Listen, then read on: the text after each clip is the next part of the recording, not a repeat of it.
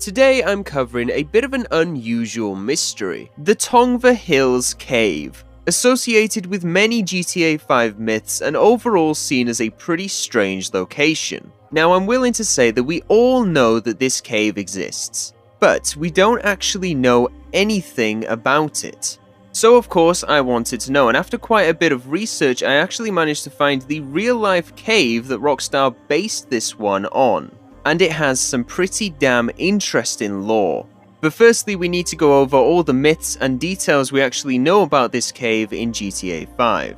Starting with the appearance, this is a half-bush covered chimney cave.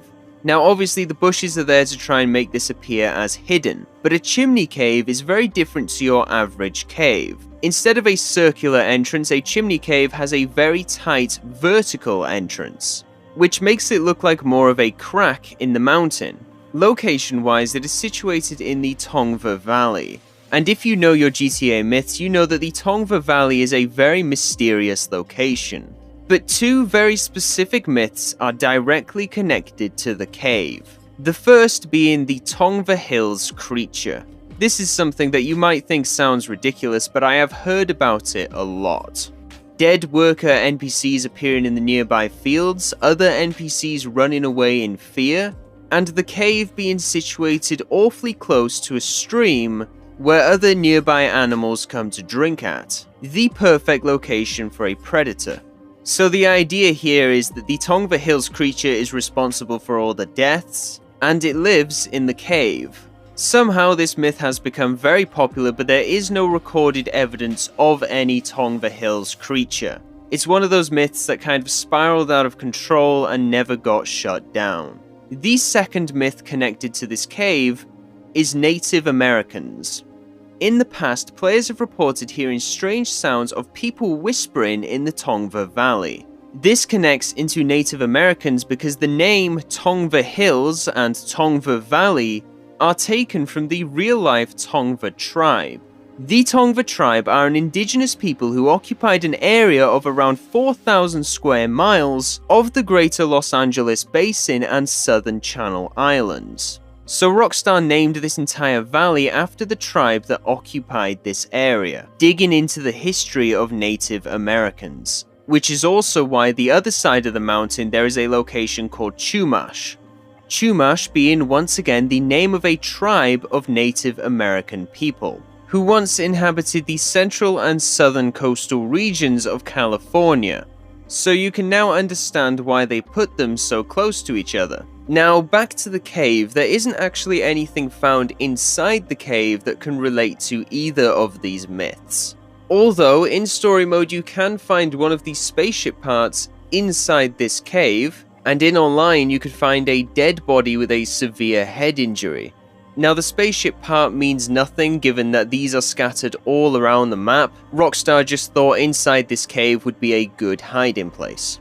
And in GTA Online, the dead body is one of the clues for the double action revolver treasure hunt, added on December 15th, 2017 as part of the Doomsday Heist update as a promotional event for Red Dead Redemption 2. Once again, Rockstar utilizing this cave as a great hiding spot. Neither the body or the spaceship part connect to any lore related to this cave. So, we've got all of that out of the way. That's everything in GTA 5 that we needed to know.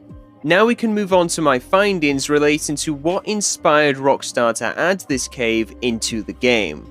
Because like I said earlier, this cave is based on a real-life cave, known as the Cave of Munits.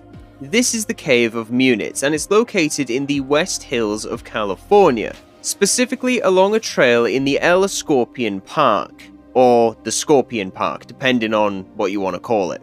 This is a very popular hiking area, and a lot of people actually come here just to see this cave. Why, might you ask? Well, this cave is actually a chimney cave. A chimney cave that's only 20 minutes away from Los Angeles. So it's already in a pretty perfect location given the scaling down technique used for GTA 5. Because as we know, GTA 5 is a very scaled down version of California. As we can see on the maps, this is where the Hollywood sign is located, alongside the Beverly Hills Hotel, and further over in this direction is the Munits Cave. so when it comes to location wise, there isn't another cave that matches. Secondly, the appearance of the cave and the surroundings. It's in a valley just off the main trail halfway up a hill. Grass leads the entire way up to the cave where it changes to a rocky surface. And of course the chimney cave is a slit in the mountain, almost like a scar. Obviously Rockstar have put bushes in front of it to try and hide it, and in real life you do have to do a bit of climbing up some of the rocks to actually get into the cave.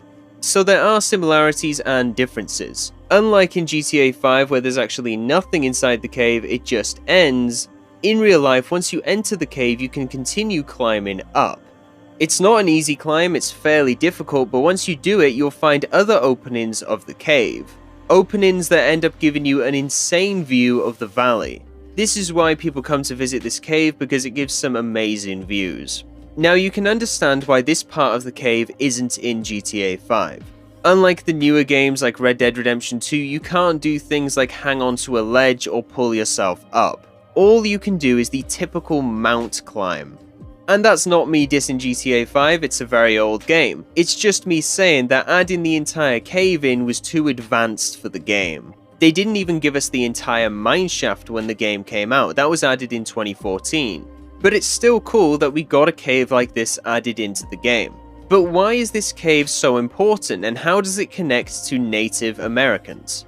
Well, the Cave of Munits is said to be the former home of a very powerful Chumash shaman, or sorcerer as other people might say, named Munits. Now legend goes that there was a very important chief living nearby. The chief had a son and a daughter.